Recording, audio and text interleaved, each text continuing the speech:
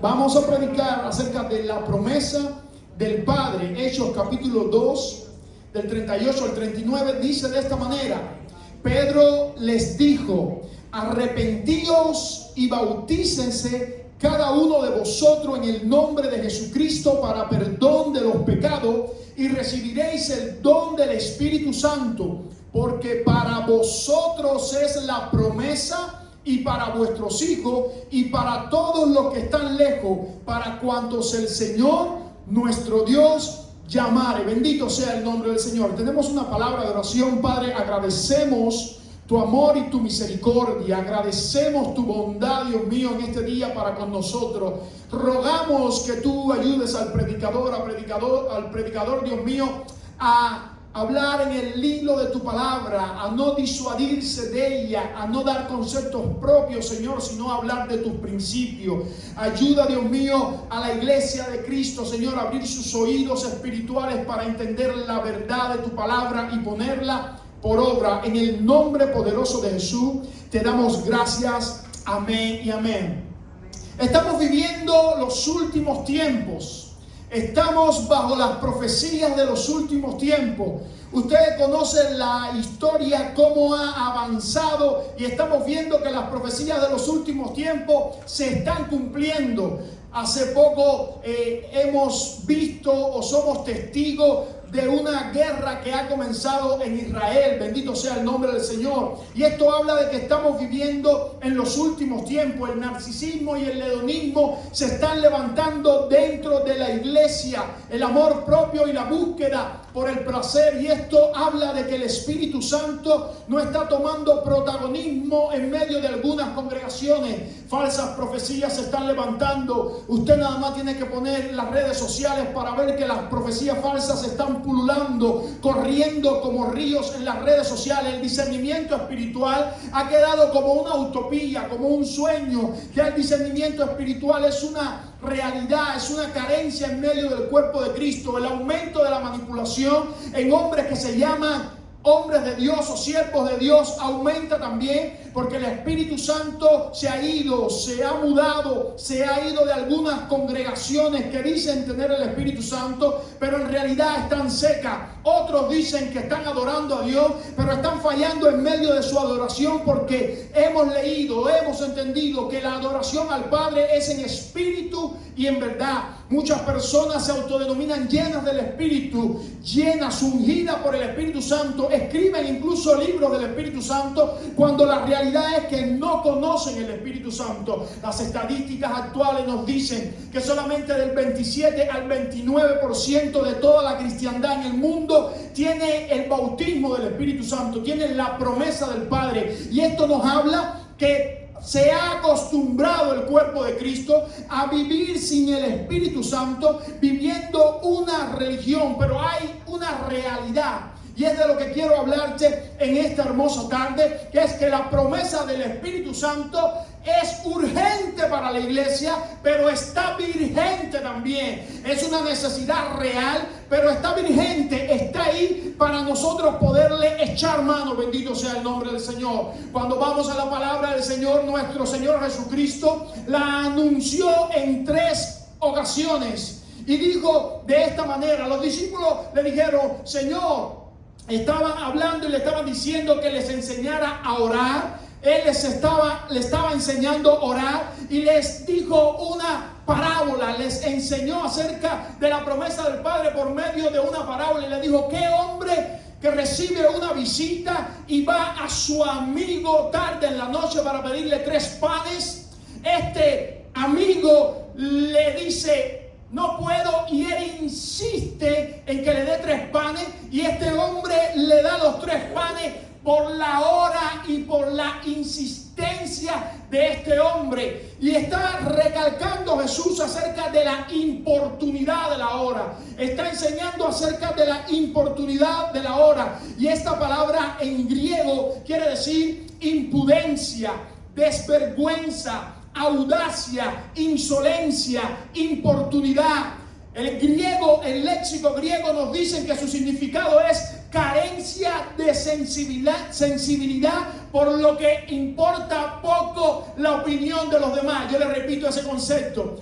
Esta palabra que está enseñando Jesús para pedir el Espíritu Santo quiere decir carencia de sensibilidad, por lo que importa poco la opinión de los demás. Necesitamos en esta generación hombres y mujeres que se atrevan a pedir la presencia del Espíritu Santo con una carencia de sensibilidad, que les importe poco la opinión de los demás, que se metan delante de la presencia del Señor, que se encierren con Dios, que se aíslen con Dios y que le digan: necesitamos desesperadamente tu presencia. Si tú no desciendes, no queremos seguir. Si tú no nos tocas, no queremos continuar. Si tú no nos llenas, no queremos avanzar. Entendemos que desesperadamente necesitamos la promesa del Padre para seguir adelante. Y Jesús, bendito sea el nombre del Señor, les dijo: y yo os digo, y le usó 3 verbos: pedid y se os dará, buscad y hallaréis, llamad y se os abrirá, porque todo aquel que pide recibe, y el que busca halla, y el que llama se le abrirá. ¿Qué padre de vosotros, si su hijo le pide pan, le dará una piedra? Y si pescado, en lugar de pescado, le dará serpiente? O si le pide un huevo, le dará un escorpión. Pues si vosotros, siendo malos, sabéis dar buenas dádivas a vuestros hijos, cuánto más el Padre Celestial dará el Espíritu Santo a todos aquellos que se lo pidan. Si no tenemos el Espíritu Santo hoy, si hay ausencia del Espíritu Santo en nosotros, déjame decirte lo que dice la Biblia: no lo hemos pedido, no lo hemos buscado y no lo hemos llamado, porque la promesa del Padre para nosotros está vigente en este tiempo. Estamos esperando un cumplimiento de una profecía bíblica que dice que el Espíritu se derramará sobre toda carne en los últimos tiempos. Bendito sea el nombre del Señor. Pero para eso tiene que haber primero una iglesia que pida, una iglesia que busque y una iglesia que llames. Bendito sea el nombre del Señor.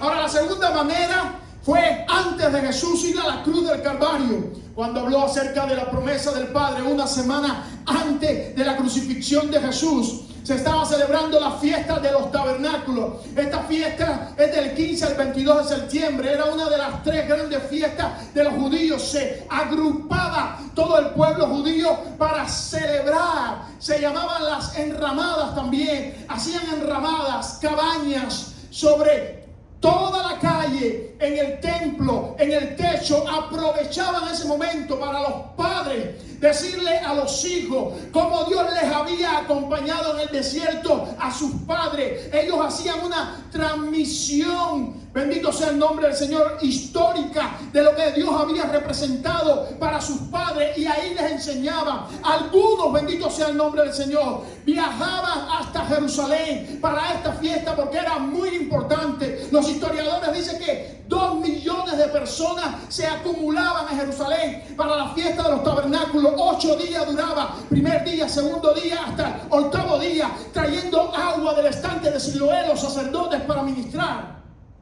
haciendo sacrificios en el altar del templo, bendito sea el nombre del Señor, dando la profecía o leyendo la profecía de Ezequiel, donde dice que el varón el ángel le tomó y le metió en los ríos hasta los tobillos, hasta la rodilla, hasta la cintura, y le cubría completamente. Bendito sea el nombre del Señor. Y dice la palabra que en el último y gran día de la fiesta, quizás estaba leyendo la palabra de Ezequiel, de este río, y también se leía la de Zacarías, la de Joel, bendito sea el nombre del Señor, que hablaban también de un río. Se levanta una gran voz. En el último y gran día se levanta una gran voz que dice de esta manera: y todo el que tenga sed, venga a mí y beba, y de su interior correrán ríos de agua viva. No es que va a descender, sino que del interior saldrán para afuera ríos de agua viva. Y Juan hace un stop y explica qué significa estos ríos de agua viva para que nosotros los lectores no tuviésemos duda. Dice: y esto habló del Espíritu Santo que habrían de recibir los que creyesen en Él. Bendito sea el nombre del Señor. ríos de agua viva que saltan del interior. ¿De quién? De los sedientos. Lo primero que Jesús nos enseña en la parábola, cuando dice buscad, pedid y llamad, es impudencia, es deseo de buscar sin que me importe la opinión de lo que digan los demás. Ahora Jesús me está enseñando sed, hambre por buscar la presencia de Dios. Y me gusta mucho que las condiciones que pone la Biblia para recibir la presencia de Dios no es una buena capacidad intelectual, ni una experiencia cristiana de años, ni haber pasado cursos teológicos, sino que es deseo fuerte, constante, por recibir algo que conquista, bendito sea el nombre del Señor, mis sentimientos, que conquista mis deseos, bendito sea el nombre del Señor. Ahora el Señor Jesús también lo anuncia después de resucitar, bendito sea el nombre del Señor, y dice de esta manera: y estando juntos les mandó que no se fueran de Jerusalén, sino que esperasen la promesa del Padre, la cual les dijo: oíste de mí, porque Juan ciertamente bautizó con agua, mas vosotros seréis bautizados con el Espíritu Santo dentro de no muchos días, pero recibiréis poder cuando haya venido sobre vosotros el Espíritu Santo, y me seréis testigos en Jerusalén, en Judea, en Samaria y hasta lo último de la tierra. Bendito sea el nombre del Señor. Por lo tanto, está vigente la promesa del Espíritu Santo. Es urgente la promesa del Espíritu Santo. La necesitamos desesperadamente. La promesa del Espíritu Santo es la poderosa unción de Dios que te capacita para vivir una vida en santidad. La promesa del Espíritu Santo es la poderosa unción de Dios que te capacita para adorar a Dios. La poderosa presencia del Espíritu Santo es la poderosa unción de Dios para que tú puedas predicar el Evangelio. La poderosa promesa del Espíritu Santo te capacita para que tú entiendas los propósitos y los planes de Dios. La promesa del Espíritu Santo escribe la ley de Dios en tu mente y en tu corazón. La promesa del Espíritu Santo te profetiza y te enseña que tú eres una nueva criatura en Cristo Jesús. Gracias, mi amor. Alabado sea el nombre de Jesús. Esa es la promesa del Espíritu Santo. Ahora, la iglesia cristiana está viviendo en dos corrientes. Está viviendo en medio de dos corrientes que se han levantado en la contemporaneidad. Por un lado tenemos una corriente que abogan por el cese de los dones espirituales. No hay más dones espirituales. Abogan por el cese de los dones espirituales. Dicen que del 90 al 95 se cerró el canon, se cerró la Biblia y no hay manifestación de los dones espirituales. Por el otro lado tenemos otra corriente, otro grupo de personas que están exagerando los dones espirituales, diciendo que es porque están ungidos con el Espíritu Santo. Unos ignoran los dones espirituales para el fluir de la iglesia, y por otra parte otros están testificando muy mal acerca de Cristo. Bendito sea el nombre del Señor y el testimonio de la iglesia. Pero como siempre, la Biblia tiene el equilibrio.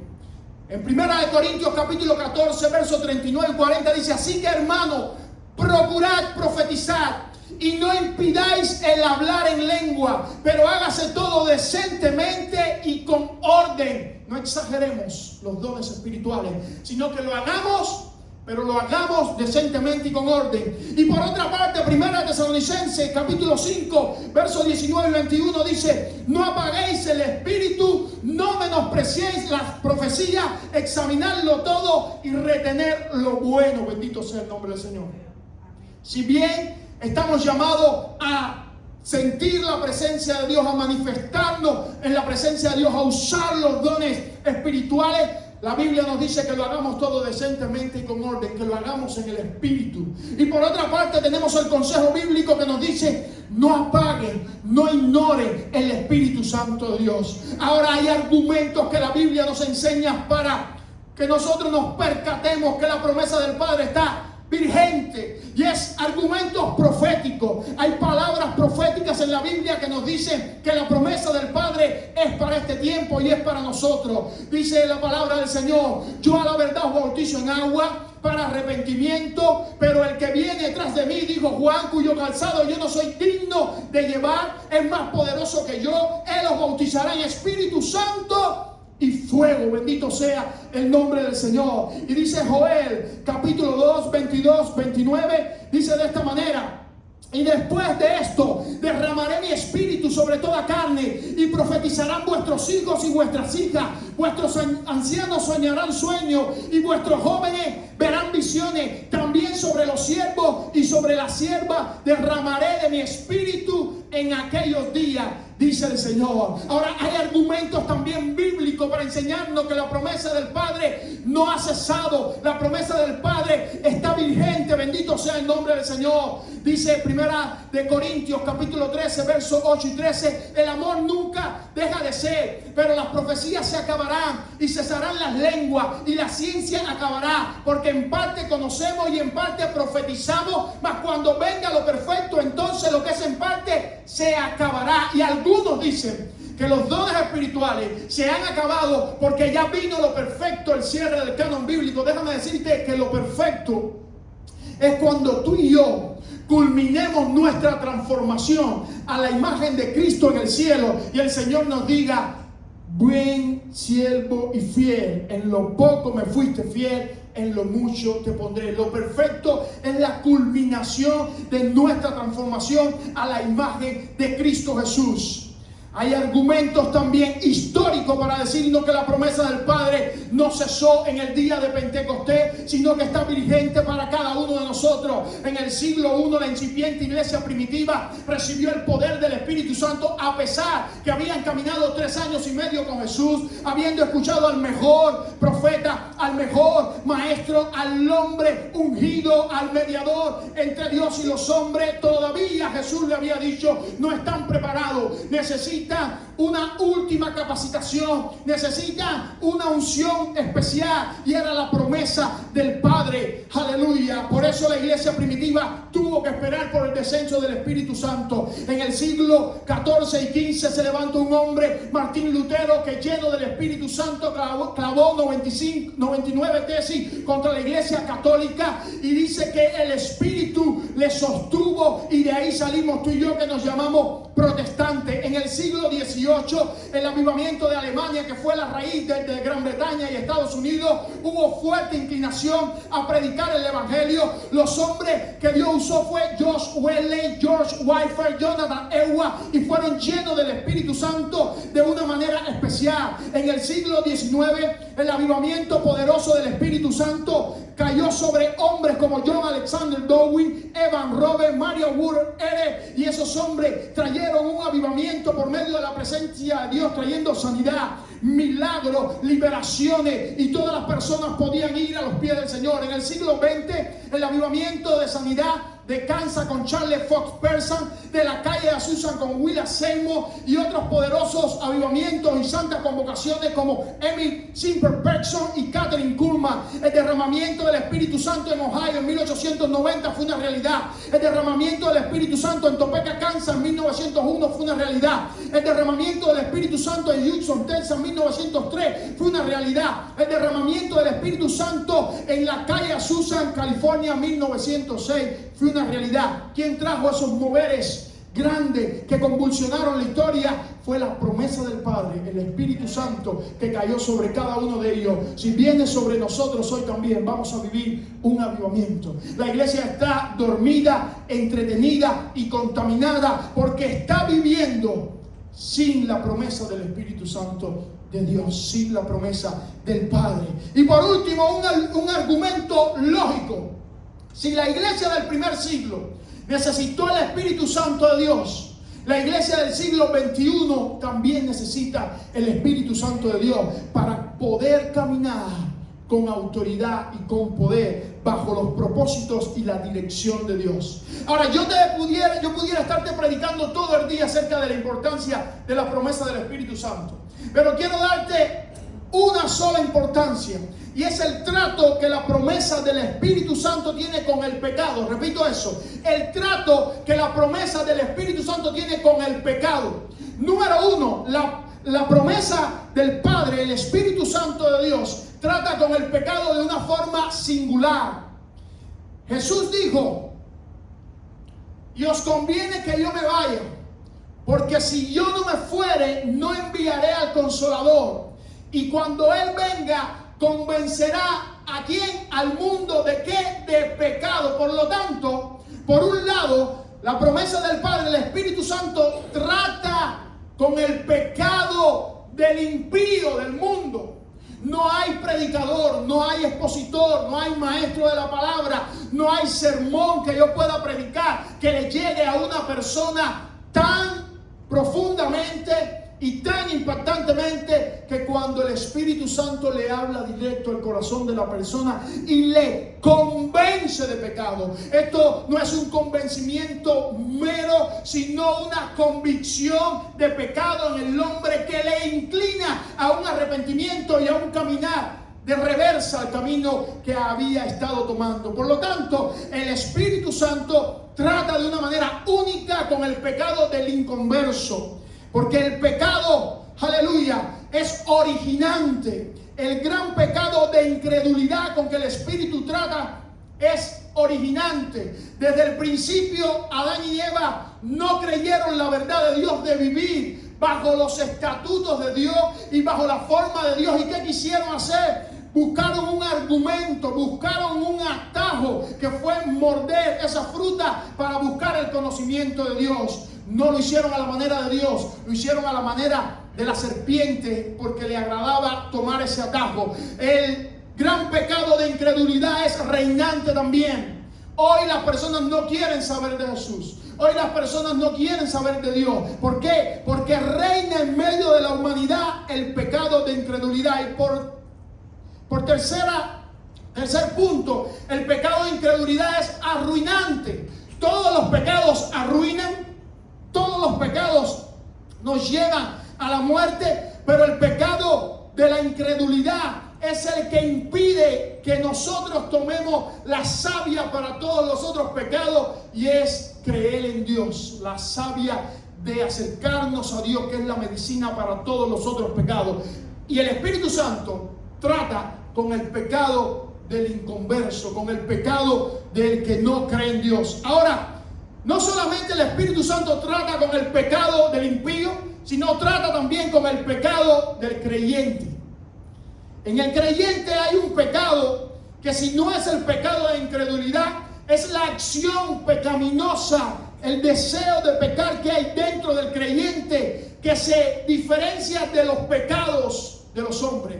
Los pecados son actos cometidos, el pecado es la intención que hemos heredado de Adán y Eva. Le va algunas diferencias según Watchman Nee. Dice: el pecado está en la carne, mientras que los pecados están en nuestra conducta. El pecado es un principio en el hombre, los pecados son actos cometidos por nosotros. El pecado es una ley en nuestros miembros, los pecados son transgresiones que cometemos. El pecado es lo que somos, los pecados son lo que hacemos. El pecado está en la esfera de nuestra vida, los pecados están en la esfera de nuestra conciencia. El pecado gobierna nuestra vida, los pecados nos acusan en nuestra conciencia. El pecado es considerado como una sola entidad, los pecados son considerados caso por caso. El pecado, del pecado debemos ser liberados. De los pecados debemos ser perdonados. Repito eso: del pecado debemos ser liberados, de los pecados debemos ser perdonados. El pecado está relacionado a nuestra santificación. Los pecados están relacionados a la justificación. Figurativamente, los pecados son como los frutos del árbol, y el pecado es como el árbol mismo. Si nosotros trabajamos con los frutos y no con el árbol, entonces el árbol seguirá dando frutos malos. Si usted trabaja con sus pecados, pero no trabaja con el pecado, la intención que hay en usted por hacer el mal, entonces usted no va a lograr cambiar. Bendito sea el nombre del Señor. Por lo tanto, nosotros necesitamos el Espíritu Santo de Dios. Ahora, Pablo, hablándole en la carta a los romanos, le dice: ¿quién me librará del pecado que está en mí? Porque con mi mente, dice, sirvo a la ley de Dios, pero con la ley del pecado que está en mí, sirvo al pecado. Y dice, miserable de mí, ¿quién me librará de este cuerpo de muerte? Y cuando usted lee hasta ahí, usted dice, bueno, si ese era Pablo, que queda para nosotros. Pero qué bueno que concluyó su tesis en Romanos cuando dice, ahora pues, ninguna condenación hay para los que están ¿en quién? En Cristo. Los que no andan conforme a la carne, sino conforme ¿a qué? Al Espíritu. Y ahora viene lo hermoso. Porque la ley del Espíritu de vida me ha librado de la ley del pecado y de la muerte. Si tú quieres ser librado de esa intención que te lleva a hacer lo malo, de esa intención que está en ti por hacer lo malo, déjame decirte, no es venir a la iglesia, no es vestirte de una manera, no es confesar una religión, no es seguir a un hombre, no, es dejar que el Espíritu Santo de Dios entre en tu vida, y por la ley del Espíritu de vida, la ley del pecado que está en ti es muerta, porque quien único puede matar el pecado es el Espíritu Santo viviendo en nuestro interior. ¿Sabe por qué hay tantas personas que van a las congregaciones y salen de las congregaciones a pecar? ¿Sabe por qué hay tantas personas que son hipócritas, que en las congregaciones viven un personaje y fuera de las congregaciones viven una vida de pecado? Simplemente por una sola razón y no más razón. Es porque nunca han sido llenas con el Espíritu Santo de Dios. Yo les puedo engañar a ustedes. Yo les puedo decir que soy un gran siervo de Dios. Yo les puedo decir de mí cualquier cosa. Pero quien me aprueba delante de Dios es la presencia de Dios que llena mi mente y llena mi corazón y me purifica y me limpia para presentarme limpio y sin mancha delante de la presencia de Dios. Pablo no solo le escribió a los romanos de la importancia del Espíritu Santo, escribió a los corintios y le dijo de esta manera: ¿o ignoráis que vuestro cuerpo es templo del Espíritu Santo de Dios? Quítese de vosotros toda fornicación. Ustedes no ignoran que donde vive el Espíritu Santo de Dios es en su cuerpo. No forniquen más. Le digo a los corintios ahora en 2 Corintios capítulo 3 verso 17, porque el Señor es el Espíritu, y donde está el Espíritu de Dios hay libertad. Si el Espíritu de Dios está en ti, tú eres libre. No está hablando acerca de un local que está el Espíritu y hay libertad aquí en este local. No. Está hablando de ti como templo del Dios viviente. Si está en ti el Espíritu de Dios, tú eres libre. Segunda a los Corintios capítulo 3 verso 18. Por lo tanto, nosotros todos, mirando a cara descubierta la gloria del Señor, somos transformados de gloria en gloria a la misma imagen, como por el Espíritu del Señor. ¿Quién trae transformación? El Espíritu del Señor. Le dijo a los Gálatas 5:16, digo pues andar en el Espíritu y no satisfagáis los deseos de la carne, porque el deseo de la carne es contra el Espíritu y el del Espíritu contra la carne, para que no hagáis lo que querráis.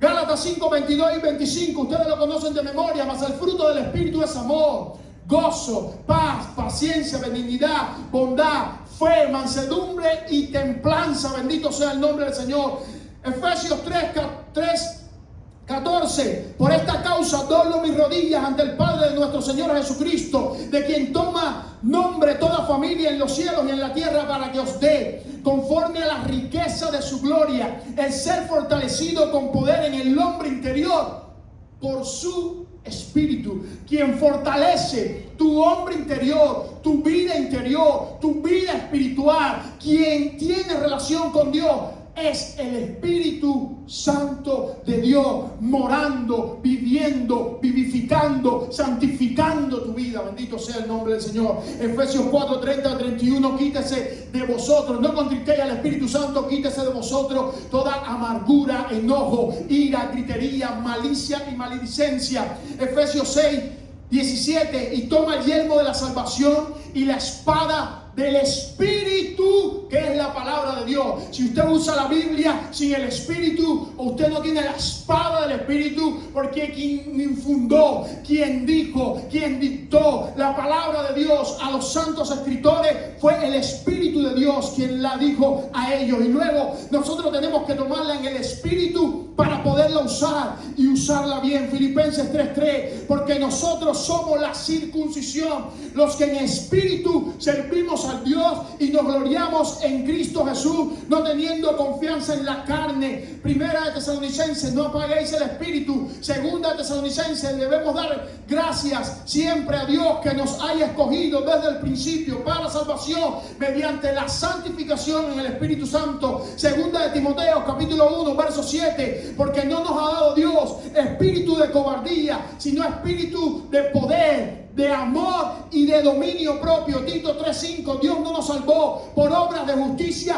que nosotros hayamos hecho, sino que nos salvó por la regeneración y la renovación en el Espíritu Santo de Dios. Toda la palabra está colmada, está repleta, diciéndonos que la promesa del Padre es urgente para que el cristiano viva una vida que le agrade a Dios.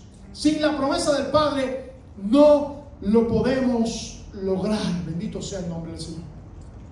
Necesitamos al Espíritu Santo de Dios en nuestras vidas y en nuestros corazones. Si vamos a la iglesia primitiva, las 6 etapas de la iglesia primitiva: apostólica, perseguida, medieval, imperial, reformada y moderna, no encontramos un ejemplo mejor que la iglesia apostólica, la primera iglesia, para enseñarnos cómo vivir una vida con la promesa del Padre, con el Espíritu Santo.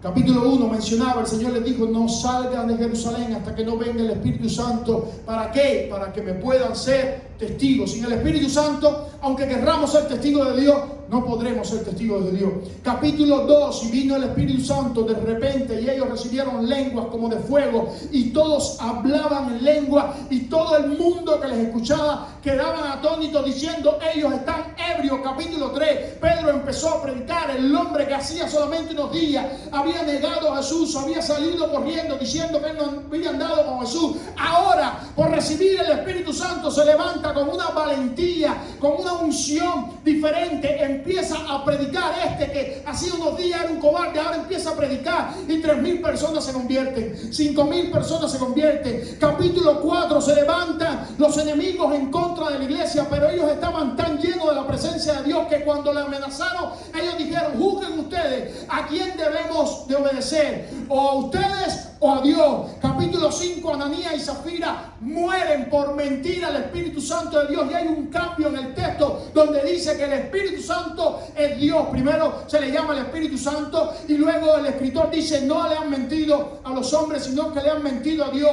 Capítulo 6, hay un gran problema en la iglesia, tantos conversos por el Espíritu Santo que los apóstoles no tenían tiempo para estudiar, no tenían tiempo para orar, y se sacan diáconos, servidores, gente que trabaja en la iglesia, y dijeron que los diáconos, que las diaconisas sean primeramente llenos del Espíritu Santo de Dios para hacer cualquier cosa en la iglesia, para trabajar en cualquier cosa, para limpiar la alfombra, para limpiar los baños, para hacer cualquier cosa. Hay que estar lleno del Espíritu Santo de Dios. Si usted no está lleno del Espíritu Santo de Dios, cuando yo vaya y le diga: ayúdeme en esto, dígame: pastor, yo no puedo, yo necesito el Espíritu Santo de Dios.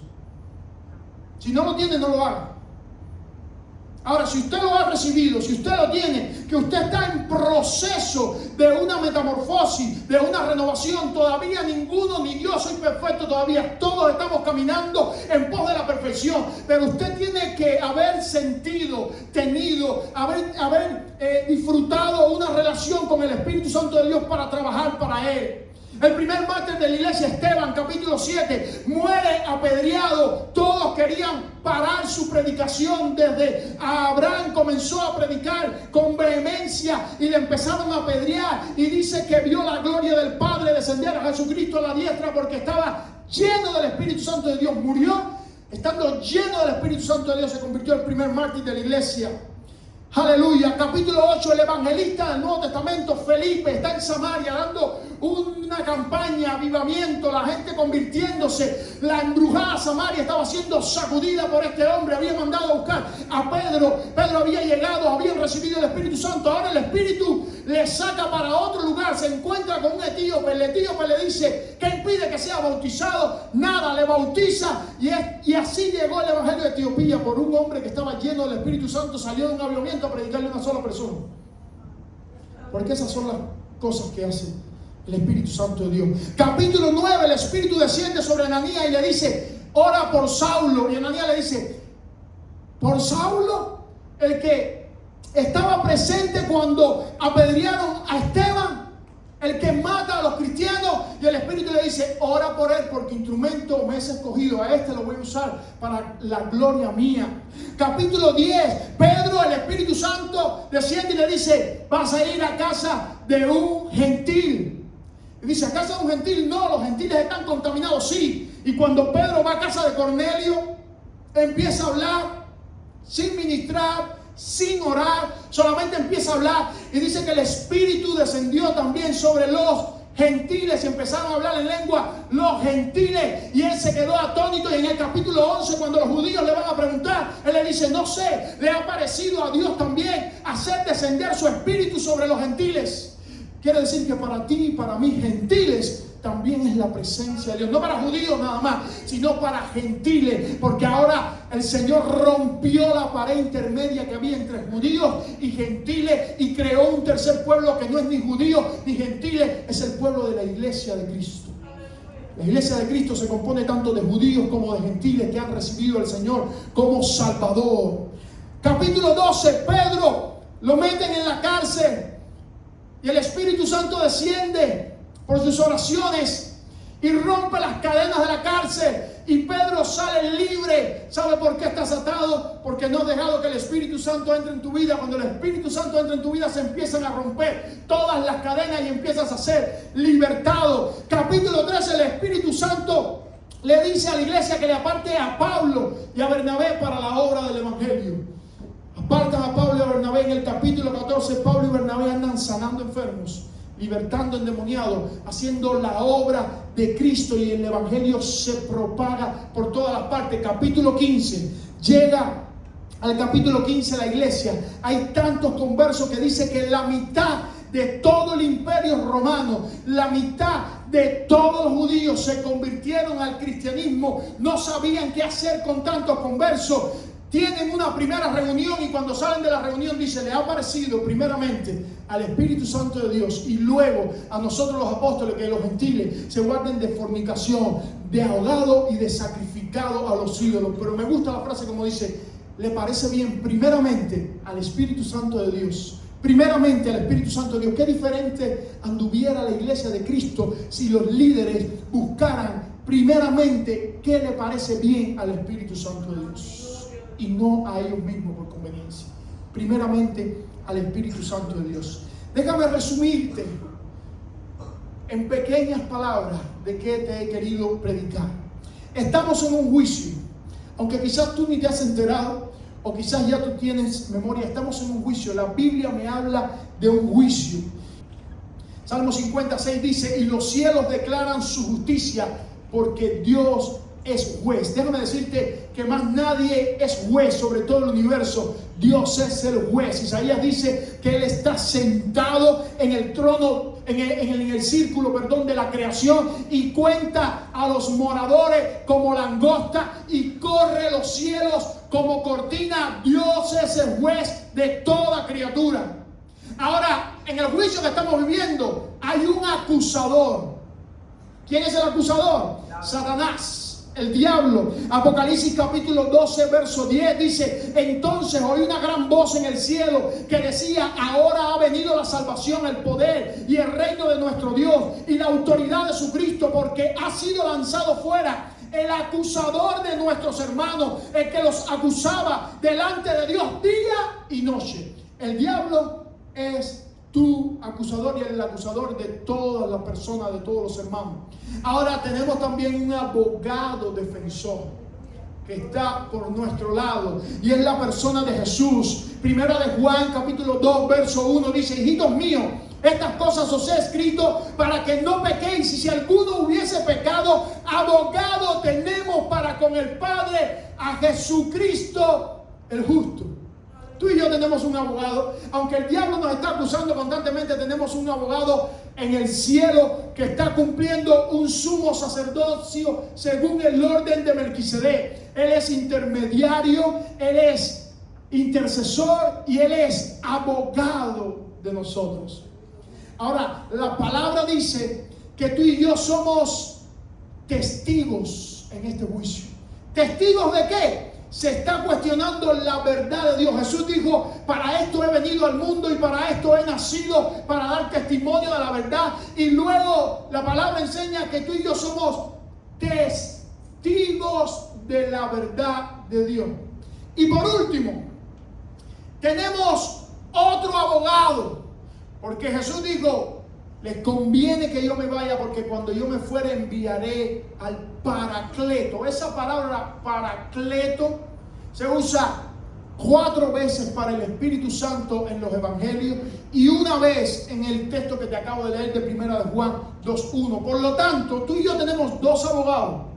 Uno que está en el trono de la gracia, intercediendo por nosotros, mediando por nosotros y abogando por nosotros. Pero ahora viene lo lindo. Pero tenemos un abogado aquí en la tierra, que es el Espíritu Santo de Dios, que está al lado nuestro y está, escucha esto, dentro de nosotros. Y ese abogado dice: y recibiréis poder cuando el Espíritu haya descendido sobre nosotros. ¿Y para qué es el poder? Para hacer alardes de poder, para que la gente se caiga, para que la gente llore, para que las multitudes tiemblen. No, para ser testigos del poder de Dios. Cuando tú y yo dejamos que la promesa del Padre descienda, nos llenamos de la promesa del Padre, disfrutamos de la promesa del Padre, tenemos relación con el Espíritu Santo de Dios, nosotros podemos ser testigos veraces de la verdad del Evangelio, de la verdad de Dios, de la verdad que ha venido a testificar Jesús, porque el abogado está con nosotros. El abogado está al lado nuestro. Por lo tanto, amados hermanos, la promesa del Padre es una necesidad urgente para una iglesia que está dormida, entretenida y contaminada. Es urgente, pero déjame decirte algo. La buena noticia es que está vigente, que es para ti y es para mí. Y si buscamos, y si pedimos, y si llamamos con constancia, ahí está.